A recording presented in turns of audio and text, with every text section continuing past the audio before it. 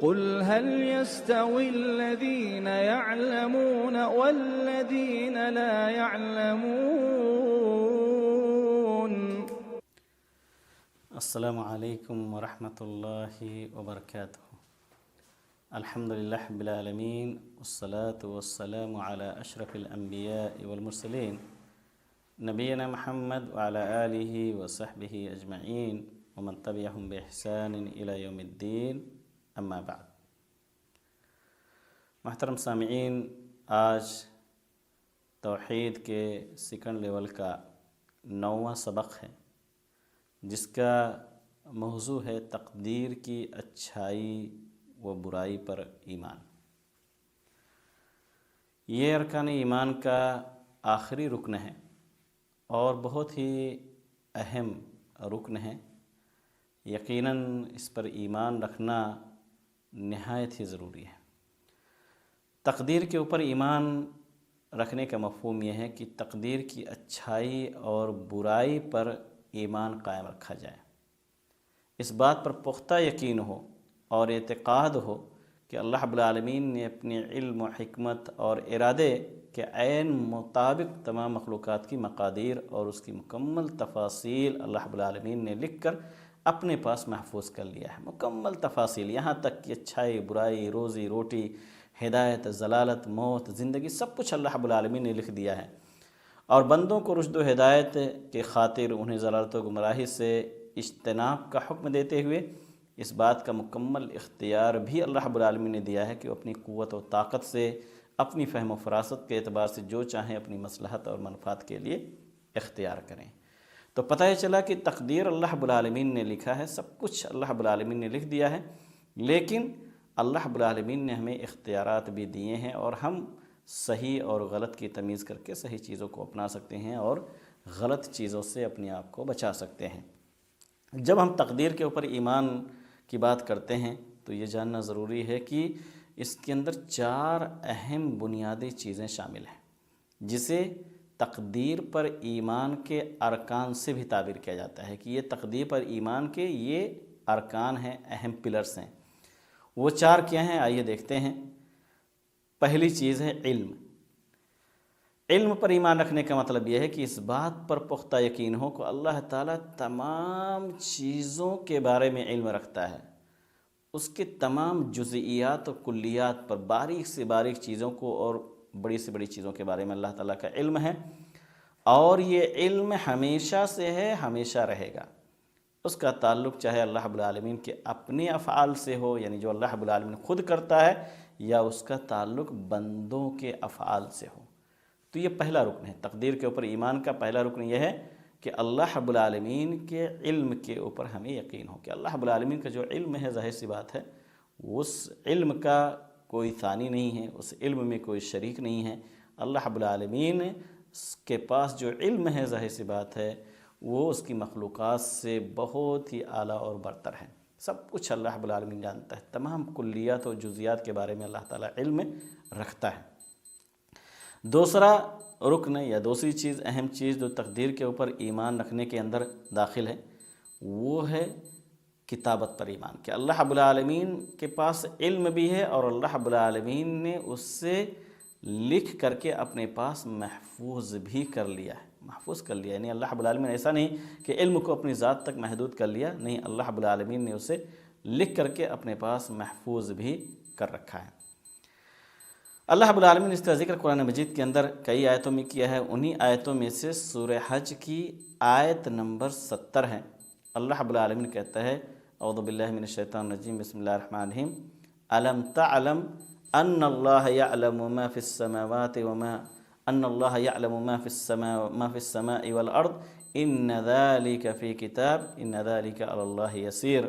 کہ کیا آپ نہیں جانتے کہ اللہ رب العالمین جانتا ہے جو کچھ آسمان و زمین میں ہے، یقیناً یہ اللہ کی کتاب میں ہے اور یہ اللہ رب العالمین پر بہت ہی آسان ہے. تو یہ اللہ رب العالمین نے اسے اپنے پاس لکھ کر کے بھی محفوظ کر لیا ہے.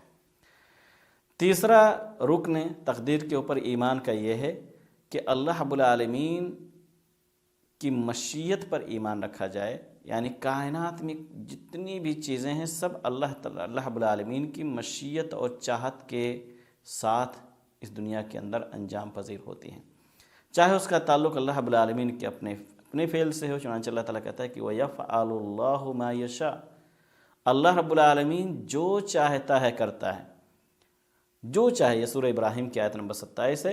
یا اس مشیت کا تعلق بندوں کے افعال سے ہو، اللہ تعالیٰ کہتا ہے کہ وَلَوْ شَاءَ اللَّهُ مَا فَعَلُوهُ، اگر اللہ رب العالمین چاہتا تو اسے نہ کرتے، اللہ رب العالمین کو اگر منظور ہوتا تو ایسا نہ کرتے۔ تو اللہ رب العالمین کی مشیت کا تعلق ہر چیز سے، چاہے اس کا تعلق اللہ رب العالمین کے اپنے فعل سے ہے یا بندوں کے اپنے افعال سے ہو۔ یہ سورہ انعام کی آیت نمبر 137 ہے۔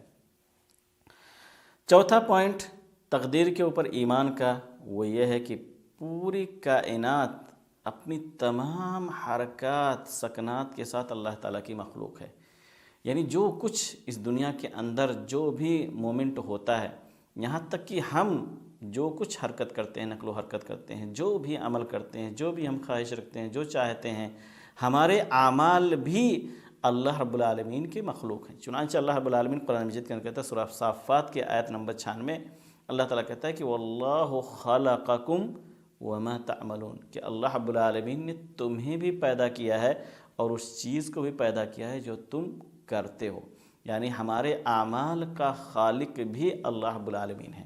گرچہ ہمیں اختیار ہے، ہم اپنے اختیار سے اس کام کو انجام دیتے ہیں، لیکن حقیقت میں اس کا بھی خالق اللہ رب العالمین ہے۔ ہماری سوچ، ہماری فکر، ان سب کا اللہ رب العالمین ہی حقیقت میں خالق ہے، لیکن چونکہ اللہ رب العالمین نے ہمیں اختیارات دیے ہیں، ہمیں کچھ قوت اور کچھ صلاحیت دی ہے، سوچنے اور سمجھنے کی عقل عطا کیا ہے، لہذا ہم وہ عمل کرتے ہیں، لیکن حقیقت میں اللہ رب العالمین کے اختیار سے ہی وہ ہوتا ہے، اللہ رب العالمین کے حکم سے ہی وہ چیزیں انجام پذیر ہوتی ہیں۔ تقدیر کے اوپر ویسے تو ایمان کے بہت سارے فوائد و ثمرات ہیں، لیکن چند یہاں کچھ نکات کی شکل میں میں نے یہاں لکھا ہے۔ سب سے پہلا فائدہ یہ ہوتا ہے کہ اگر ہم تقدیر کے اوپر ایمان رکھتے ہیں تو پتہ چلتا ہے کہ اللہ رب العالمین پر توکل اور اعتماد قائم ہوتا ہے، کیونکہ اگر پتہ ہوتا ہے، ہم تقدیر کے اوپر ایمان جب رکھتے ہیں تو پتہ چلتا ہے کہ اللہ رب العالمین کی ذات ہم سے غافل نہیں ہے، اللہ رب العالمین کی ذات مکمل طور سے با اختیار ہے۔ اللہ رب العالمین نے ہمیں یوں ہی ضائع اور برباد کرنے کے لیے اس دنیا کے اندر نہیں چھوڑا ہے، بلکہ پورے سسٹم کے طور پر اللہ رب العالمین نے ہمارے ہر چیز کو اللہ رب العالمین نے لکھ کر کے رکھا ہے، اور ہمیں کسی بھی ناحیے پر ہمیں اس طریقے سے نہیں چھوڑ دیا کہ ہم بھٹکتے رہیں اور ہمیں پتہ ہی نہ چلے۔ تو اللہ رب العالمین پر توکل اور اعتماد بھی قائم ہوتا ہے۔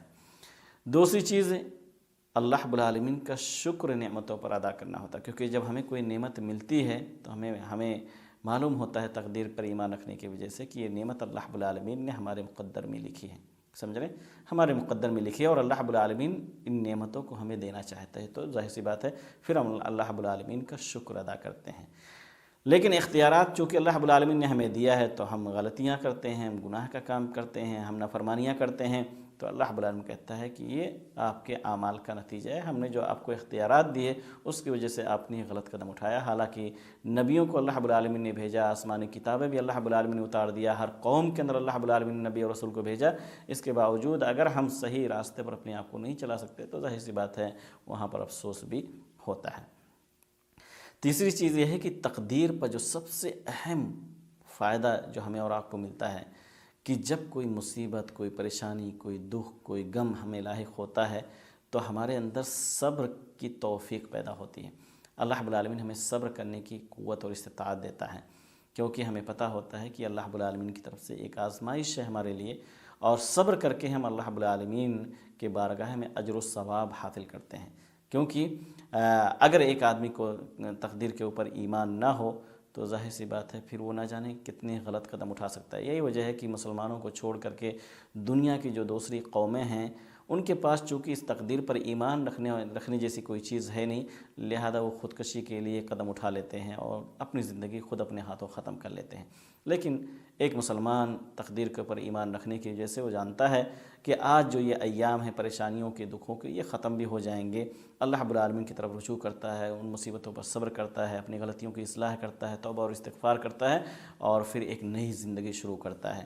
تو ایک مسلمان کے لیے یہ سب سے اہم فائدہ ہے کہ وہ مصیبتوں اور پریشانیوں پر گھبراہٹ کا شکار نہیں ہوتا، کیونکہ وہ جانتا ہے کہ اللہ رب العالمین کی طرف سے ایک آزمائش ہے، اور اللہ تعالیٰ اس آزمائش کے ذریعے سے اسے نکالے گا، اور اچھے دن بھی آئیں گے، خوشی کے لمحات بھی آئیں گے، تو اس کے اندر صبر کرنے کا مادہ پیدا ہوتا ہے، اور وہاں سے نئی زندگی وہ اپنی شروع کرتا ہے۔